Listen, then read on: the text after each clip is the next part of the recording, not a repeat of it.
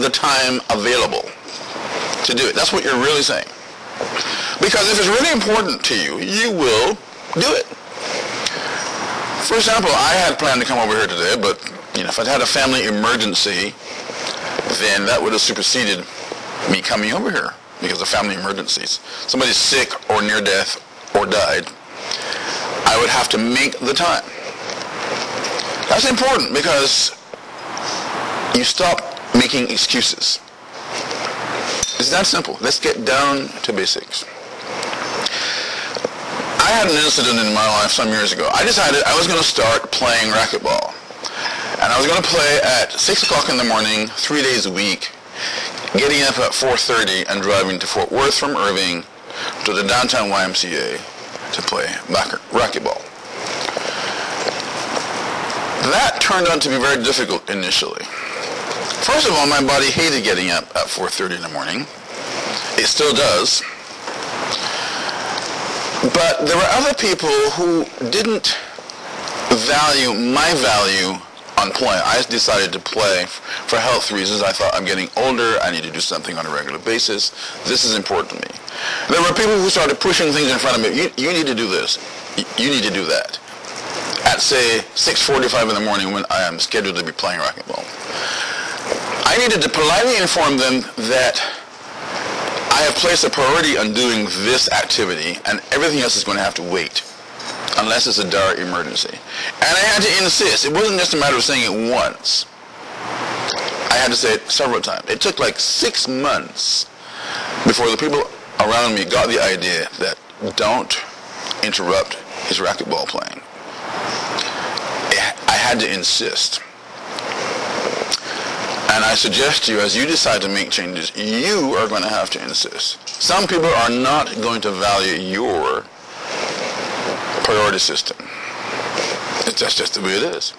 And you are going to have to be confident in it to say, nope, this is what I'm doing. You're just going to have to wait. And when the temper tantrums start, you just be calm. Say nothing until the temper tantrum stops. It may be a battle. I don't think it's going to be snap your fingers and everything is presto okay. That was step number 2. Step number 3.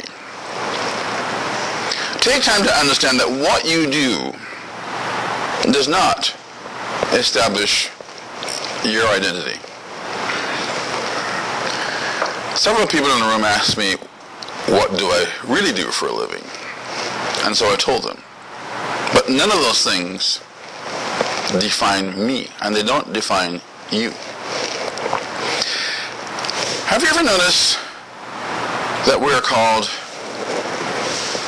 human beings rather than human doings?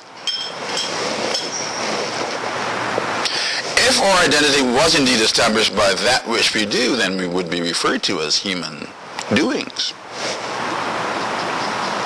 But I've never heard a human referred to as a human doing. We are referred to as human beings. That would therefore suggest that that which we do comes from who we are. So we don't do to establish our identity. We have a recognition of who we are. That's extremely important. Who we are is largely defined by what I call our talent matrix. Who in this room would believe that you've got more than 2 talents? Show of hands? More than 2? Who in this room would believe you've got more than 2 talents? Show of hands. I submit to you, you have a whole lot more than 2. And I'll tell you how to discover those in a minute. A couple of years ago, I have a close friend that I've known for 20 years, and he said one day, you are a multi-talented person. I did not believe him, so I challenged him. I said, name 10. Thinking there is no way he's going to name 10. He sends me an email. There's 15. What I learned out of that lesson is, how do we go about defining talent? There are a couple of ways that you can find out what your talents are. Number one, you can listen to other people. A lot of times people will say, well, you're really good at this. Or that's a really nice outfit you're wearing. Or you've got the skill to do this or the skill to do that. And sometimes we'll just kind of diminish it and say, oh, that's no big deal. But it is a big deal. What these people are telling you when they make those kinds of comments is, this is one, or these are some of your talents. So don't diminish the things that people tell you, unless, of course, you think they're being insincere. That's a different story. But if you believe that they are being sincere, thank you. Thank them for complimenting you. The other thing you can do is you yourself make a list of the things that you do well. Here's the key. Leave nothing out, no matter how small. It could be the smallest of things. Maybe you know how to roll your eyes at just the right moment. That's a talent. Maybe you know how to be funny. That too is a talent. For ladies, maybe you know how to coordinate this color with that color and the other. That's a talent. So what I'm really urging you to do is begin to see yourself differently than how you have seen. All of you have not one, not two, but many talents.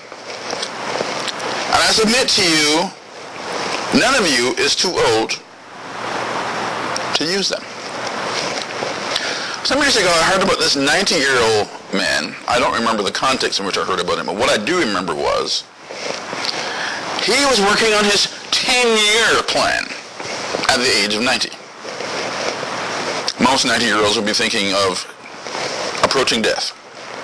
He was working on his 10-year plan. The choice is yours. In step number 4, I'm going to take you back, way back, to when you were a child. Have you ever observed how the majority of children, say between 5 and 8 years old, are filled with energy, excitement, enthusiasm? There's no such thing as can't for 5 and 8-year-olds. Some of the 5 and 8-year-olds will grow up and accomplish their dreams. Unfortunately, the majority will not. So what's the difference? I submit to you the difference is their parents or their guardians. Let's say I was 5 and I thought, well, I'm going to grow up and be an astronaut. If I've got parents who are enthusiastic, they will encourage me to be an astronaut. They may not know how I'm going to get to become an astronaut, but they'll have the confidence to encourage me to take the steps that are needed. Unfortunately, however, many parents